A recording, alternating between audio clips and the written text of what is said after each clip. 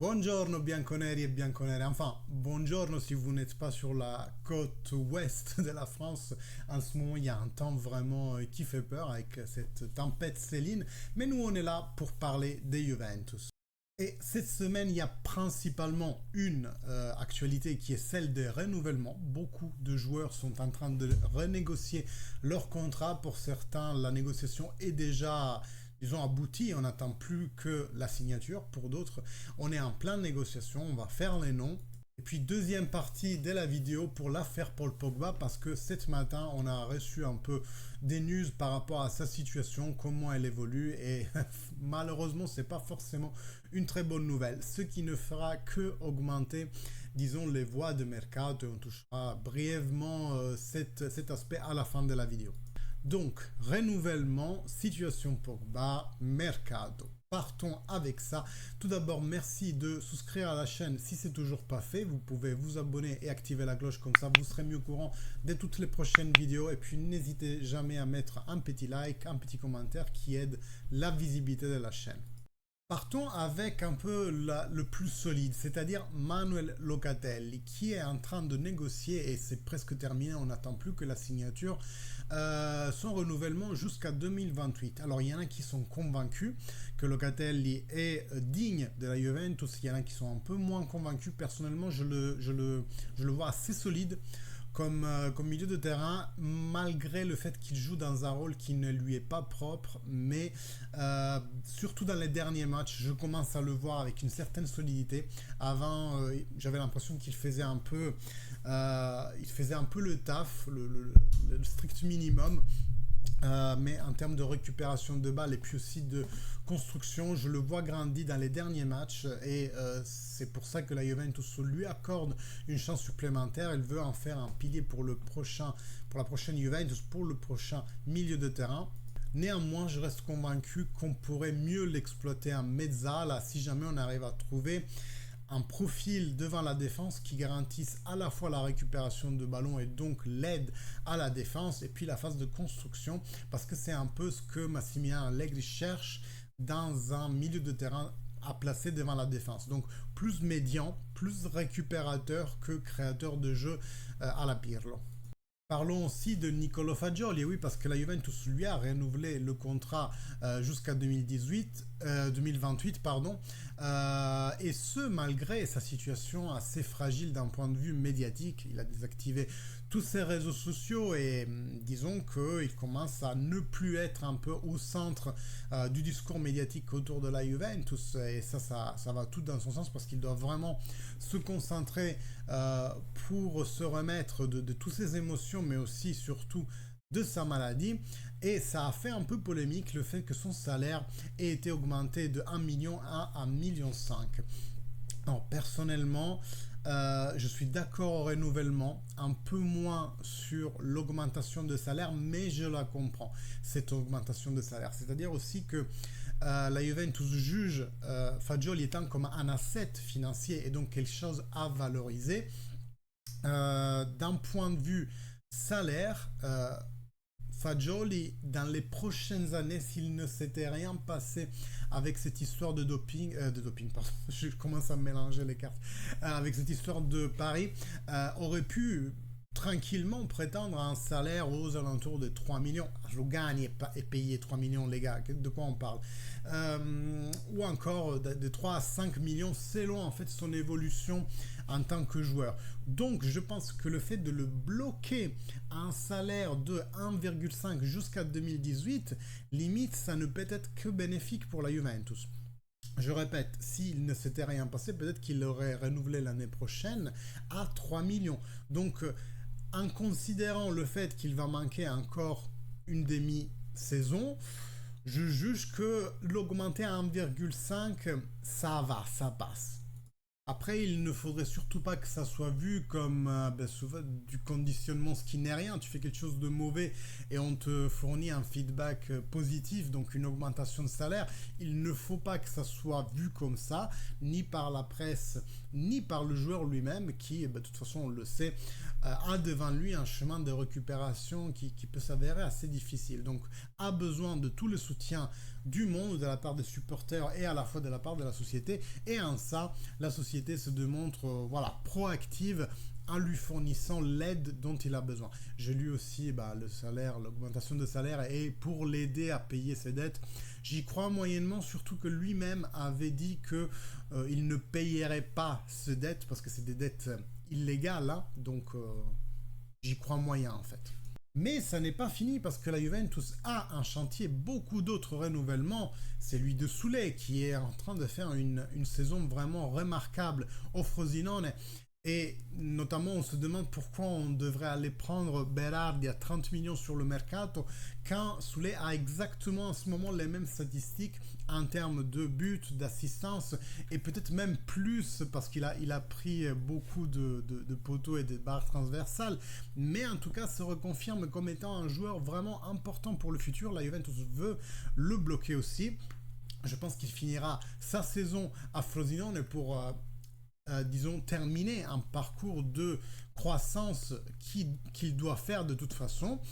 Mais j'ai de très bons espoirs qu'il sera l'attaquant de droit dans un trident assez rapidement à la Juventus. Peut-être même l'année prochaine avec notamment un changement d'entraîneur qui pourrait intervenir et un passage à une attaque à 3. Imaginez là Chiesa, Vlahovic, Soulé. Aujourd'hui, ça donne vraiment envie quand on voit ce que le jeune Argentin a pu faire ces derniers temps.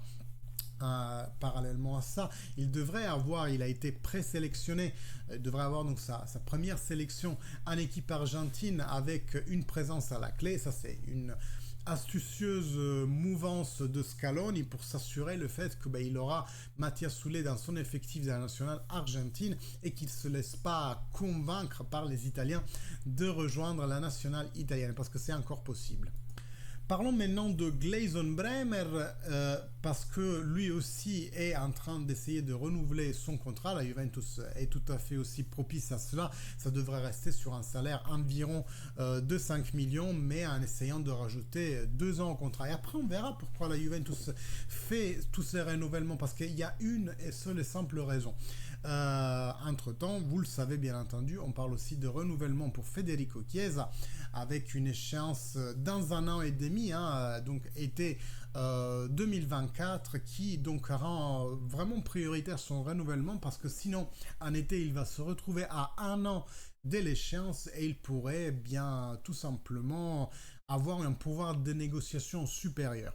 Après, l'entourage de Federico Chiesa fait savoir que le joueur est amoureux de la Juventus et compte rester encore à la Juventus, mais vous le savez, dans ce football d'aujourd'hui, on ne peut jamais dire que ça va réellement se passer comme ça.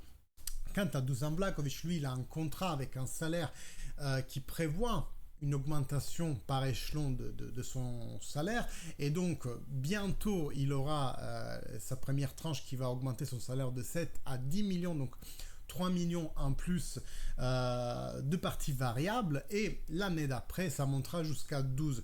Donc vous voyez là aussi que la Juventus avait fait un investissement vraiment concret sur Dusan Vlahovic, lui prévoyant même une hausse de salaire régulière. Et bien aujourd'hui l'ambition de la Juventus c'est d'aller réduire la partie variable sur Dusan Vlahovic et peut-être même l'augmenter uniquement d'1 an. Et là on arrive au pourquoi la Juventus fait tout ça, parce que vous le savez, Dusan Vlahovic pèse aujourd'hui à bilan entre l'amortissement et puis son salaire aux alentours de 50-55 millions. C'est vraiment trop et c'est pourquoi la Juventus a essayé de le placer cet été faisant un renouvellement de contrat, même si ça n'est d'1 an. Ce qui se passe d'un point de vue comptable, c'est que son résidu annuel, son amortissement va s'étaler sur la nouvelle échéance de contrat. Donc, par exemple, si en ce moment, il avait un impact sur le bilan, on a parlé de 55 millions, on enlève son salaire, disons que ça fait sur la trentaine des millions bruts, et bien si c'est 30 millions par an qu'il a jusqu'à, si je ne me trompe pas, en ce moment 2025, quant à lui, eh bien, si on les étale jusqu'à 2027, on rajoute 2 ans. Donc, au lieu d'être, par exemple, 30 millions par an pour 30 ans, on fait la somme, ça fait 90. Eh bien, si on les étale, c'est 90 sur 5 ans, on aura une annuité qui est moindre et donc on va réduire tous les coûts de gestion. Et c'est pour ça que la Juventus essaye de le faire un maximum sur tous les joueurs, soit-il impactant sur la masse salariale de façon significative comme Dusan Vlahovic, mais aussi moins impactant comme Daniele Rugani qui a un coût d'amortissement pratiquement nul parce qu'il est à la Juventus depuis pas mal d'années, il a prolongé pas mal d'années, donc si tu étales, à la fin il ne te reste pas grand chose en amortissement, mais lui c'est le salaire qui pêche parce que 3 millions pour une cinquième, sixième choix, c'est vraiment trop. Et donc la Juventus, si elle arrive à baisser, si elle arrive à prolonger tous les joueurs qu'elle a l'ambition de prolonger d'ici le mercato d'hiver, elle pourra avoir beaucoup moins d'impact de ce joueur-là sur son bilan. Et c'est vraiment ça la clé dans laquelle il faut lire tous les renouvellements actuels. Donc ça n'est pas vraiment histoire de construire une nouvelle Juventus et d'affirmer l'identité en sélectionnant des joueurs qui vont être piliers pour le futur, mais c'est uniquement une manœuvre économique. Gardons à l'esprit que d'ici quelques temps, en été notamment, il pourrait y avoir un changement sur le banc de la Juventus par rapport au coach et que donc à ce moment-là, sûrement il y aura des décisions qui seront prises plutôt pour l'aspect technique que pour l'aspect économique. Donc pour moi, lisons ces renouvellements-là non pas comme ok, ils ont décidé que ça sera les joueurs du futur. À mon avis, c'est uniquement pour un point de vue économique. Parlons maintenant de la situation Paul Pogba, parce qu'il est news de ce matin qu'il n'y aura pas un assemblement de toutes les procédures à son encontre directement au TAS de Lausanne. C'est ça un peu que la justice, enfin la défense de Paul Pogba prônait depuis quelques moments, et donc on ira directement, ça c'est la probabilité, un jugement par le juge sportif italien qui pourrait soit être tel quel, et donc là ça ferait un gros arrêt pour Paul Pogba, on parle de 2 ans, ou alors essayer de faire un patteggiamento, une négociation, même si celle-ci aurait très peu de sens, ça serait vraiment une grâce de la justice sportive. Pourquoi? Parce que le patteggiamento, la négociation n'a un sens que si j'étais pas chopé. Mais là, avec le doping, j'étais chopé. Donc, t'as fait aucune manœuvre de ton côté, pas comme Nicolo Fagioli par exemple, de venir te constituer et de dire ben voilà, j'ai fait cette bêtise. Là vraiment je t'ai grillé avec les mains dans le pot de marmelade, on peut dire, et donc ça n'aurait aucun sens du côté de la justice sportive de concéder une négociation et donc une baisse de la peine à Paul Pogba. Ça serait vraiment grâce reçue, hein.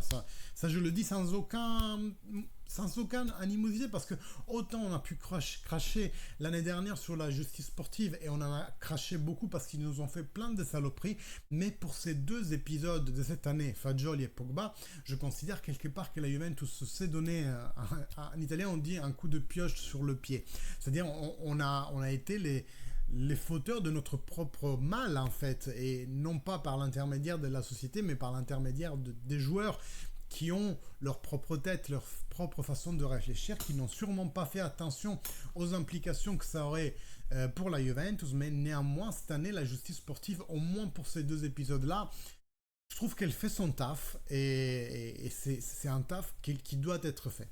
Donc, si Paul Pogba est exclu pour une durée de 2 ans, vu qu'il va pour ses 31 ans, ça sent vachement la fin de carrière pour lui. Après, je ne sais pas s'il pourra reprendre une activité sportive, parce que si on fera la somme, hein, les 2 ans de disqualification plus les 2 ans depuis lesquels il n'a déjà pas touché un ballon, ça fera 4 ans d'inactivité. Reprendre à 32, 33 ans, ça me paraît vraiment compliqué. Je ne le vois à ce moment-là qu'en MLS ou en Arabie Saoudite. Donc, avec notre situation très heureuse de milieu de terrain, que va-t-il se passer dans le mercato d'hiver? Eh bien, la Juventus en ce moment cherche et titube entre 2 choses. Est-ce qu'on va prendre un jeune de bon espoir ou alors un profil vraiment expérimenté qui connaît bien la Serie A? Il y a bien entendu l'hypothèse Samardžić, il y a bien entendu l'hypothèse Khéphren Thuram, mais si on cherche, et ça c'est la partie jeune, hein, et avec de l'avenir, mais si on cherche de la maturité et une certaine connaissance aussi du campionato italien, eh bien il faut se tourner plutôt vers Rodrigo De Paul, qui évolue toujours à l'Atlético Madrid, et l'Atlético Madrid en demande entre 30 et 40 millions, mais réaliser une vente effective. Donc, non pas de prêt, non pas de formule bizarre, c'est vraiment voir chameau, payer argent, hein, comme on dit encore une fois en Italie. C'est un deal qui doit permettre à l'Atlético Madrid d'alléger le bilan, là aussi. Hein, tout le monde a des problèmes concernant cela, et puis voilà, doit donner une solution immédiate à l'Atlético Madrid et à De Paul. Est-ce que cela va se faire déjà dans le mercato de janvier? Je pense que la Juve va pousser son maximum pour rendre la situation vivable au milieu de terrain, parce que avec la situation Fagioli et Pogba, on se retrouve vraiment en très grosse difficulté. Dites-moi ce que vous en pensez dans les commentaires. N'oubliez jamais, petit commentaire, petit like, abonnez-vous à la chaîne si vous aimez le contenu, et puis activez la cloche, comme ça les prochaines vidéos vous serez mis au courant, et les prochaines lives aussi. Et jusqu'à la prochaine, fino alla fine, forza Juve. Ciao.